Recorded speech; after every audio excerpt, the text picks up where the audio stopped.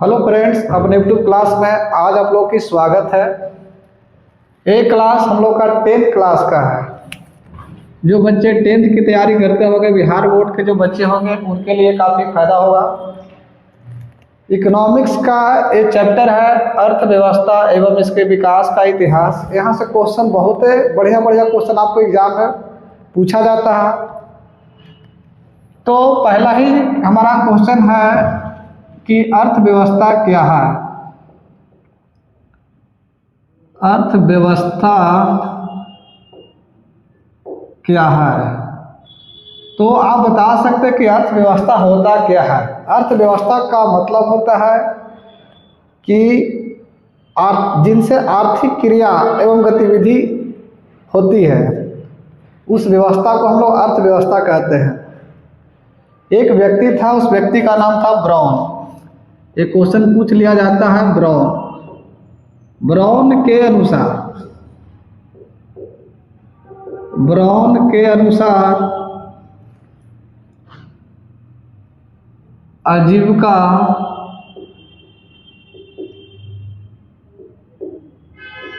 अर्जन की प्रणाली को, बस ध्यान देना है कि ब्राउन के अनुसार आजीविका अर्जन की प्रणाली को अर्थव्यवस्था कहते हैं। अर्थव्यवस्था कहते हैं जिनके चारों ओर संपूर्ण आर्थिक क्रियाएं क्या होती है? चक्कर काटता है। इस बात को समझना है कि आर्थिक क्रिया क्या होती है। इस पॉइंट को ही बढ़ाते हुए हम लोग आगे बढ़ेंगे कि आर्थिक क्रिया क्या होती है। तो इसके बारे में समझेंगे कि वे सारी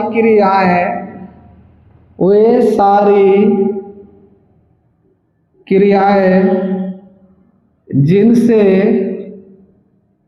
हमें आय की प्राप्ति होती है। जिनसे हमें क्या होती है? आय की प्राप्ति होती है। हम उसे क्या बोलेंगे? आर्थिक क्रिया। क्या बोलेंगे? आर्थिक क्रिया। यदि आप लोग को समझ में आता है तो आप बता सकते हैं कि हाँ, ये टॉपिक मुझे समझ में आ रहा है। आर्थिक क्रिया का मतलब वे सारी क्रियाएं जिनसे हमें आय की प्राप्ति होती है। ये सारा ओवरऑल देखा जाए तो उसी को हम क्या बोलते हैं? अर्थव्यवस्था। एक क्वेश्चन सीधा एग्जाम में आता है कि आजीविका अर्जन की प्रणाली को अर्थव्यवस्था कहते हैं। यह कथन किसने कहे थे? तो उस व्यक्ति का नाम है ब्राउन। क्या नाम है? ब्राउन के अनुसार आजीविका अर्जन की प्रणाली को अर्थव्यवस्था कहते हैं, जिनके चारों ओर संपूर्ण प्रकार की आर्थिक क्रियाएं होते रहती है। तो हम बताते हैं कि भाई जहाँ जहाँ से हमें आमदनी की प्राप्ति होती है, तो वैसे बहुत सारे सेक्टर हो सकता है, लेकिन उस सारी सेक्टर को हम उस मूल संरचना के आधार पर, मूल संरचना या इसी को बोलते हैं ढांचा, उस ढांचा के आधार पर अर्थव्यवस्था को 3 भागों में बांटा गया है। कितने भागों में बांटा गया है? 3 भाग में। पहला आपका हो गया प्राथमिक क्षेत्र। क्या बोलते हैं? प्राथमिक क्षेत्र। दूसरा हो गया द्वितीयक क्षेत्र। और तीसरा हो गया आपका तृतीयक क्षेत्र। इसको समझने का प्रयास कीजिएगा, यहाँ से ऑब्जेक्टिव क्वेश्चन बहुत पूछा जाता है। यानी कि अर्थव्यवस्था को संरचना के आधार पर, या तो बोल सकते हैं उत्पादन के आधार पर। किस आधार पर? उत्पादन के आधार पर। कितने प्रकार का होता है? 3 प्रकार का होता है। प्राथमिक क्षेत्र, द्वितीयक क्षेत्र एवं तृतीयक क्षेत्र होता है। प्राथमिक क्षेत्र को हम लोग कृषि का क्षेत्र कहते हैं। क्या बोलते हैं? कृषि का क्षेत्र कहा जाता है। द्वितीयक क्षेत्र को हम लोग उद्योग का क्षेत्र कहते हैं। क्या बोलते हैं? उद्योग का क्षेत्र। और तीसरा क्या होता है? सेवा का क्षेत्र। इस आधार पर इन सभी से हमें क्या होती है? आय की प्राप्ति होती है। इन सब से हमें क्या होती है? आय की प्राप्ति होती है। इन सभी से हमें क्या होती है? आय की प्राप्ति होती है, तो हम कह सकते हैं कि एक प्रकार के आर्थिक क्रियाएं हैं जो हमारे अर्थव्यवस्था के इर्द गिर्द क्या होती है, ये सभी गतिविधि गतिशील होती है। प्राथमिक क्षेत्र कहने का मतलब तो कृषि का क्षेत्र है ही है, उद्योग कहने का मतलब कि द्वितीय क्षेत्र तो है ही है, सेवा कहने का मतलब तृतीय क्षेत्र। ये तो क्वेश्चन सीधा सीधा एग्जाम में पूछा जाता है कि प्राथमिक क्षेत्र को कृषि का क्षेत्र, द्वितीय क्षेत्र को उद्योग का क्षेत्र एवं तृतीय क्षेत्र को सेवा का क्षेत्र कहा जाता है। लेकिन ये समझना है कि प्राथमिक क्षेत्र होता क्या है, तो प्राकृतिक से प्राप्त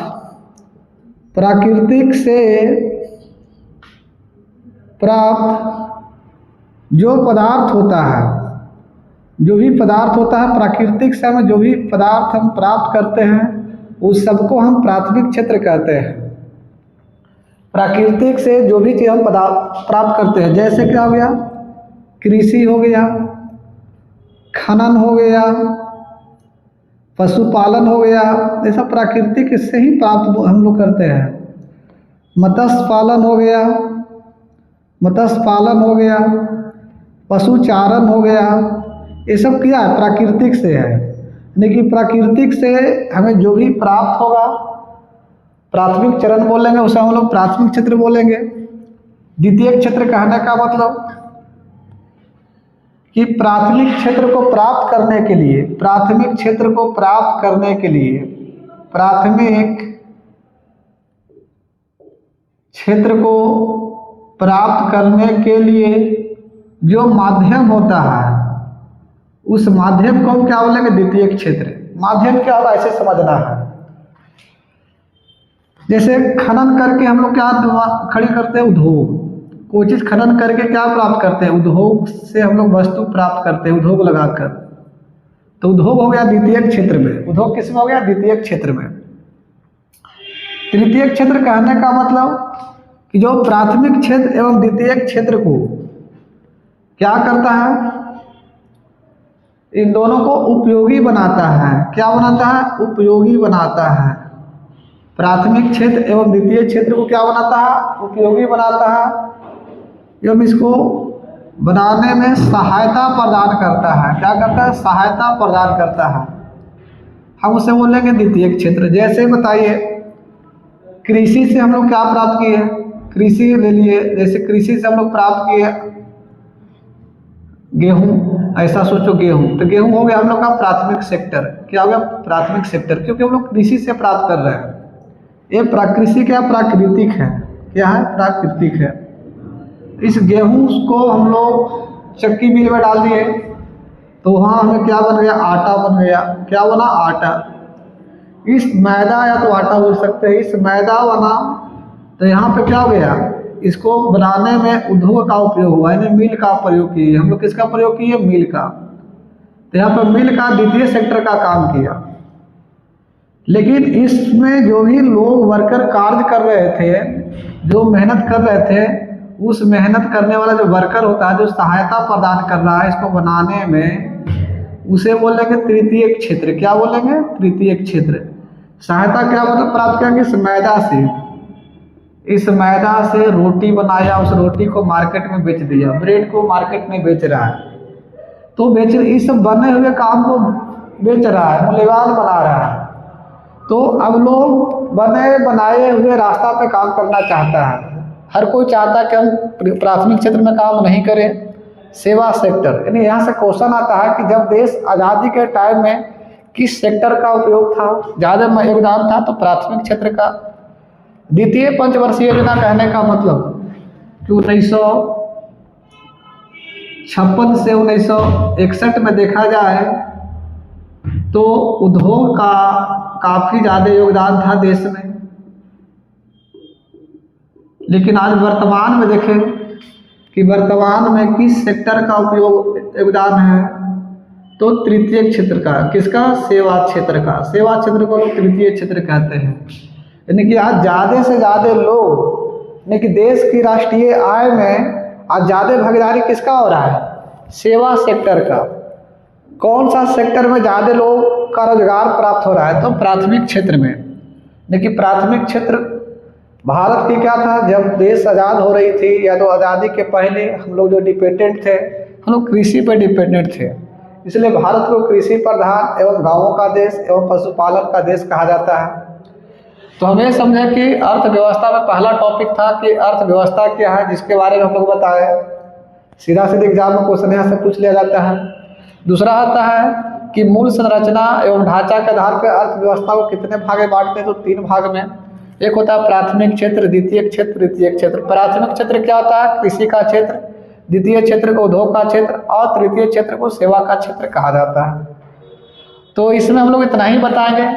आगे का जो चैप्टर होगा उसमें अर्थव्यवस्था को हम लोग 3 भाग में बांटते हैं, पूंजीवादी, समाजवादी एवं मिश्रितवादी, जो हम लोग आगे की क्लास में बताएंगे। तो चलिए, धन्यवाद है आप लोगों का।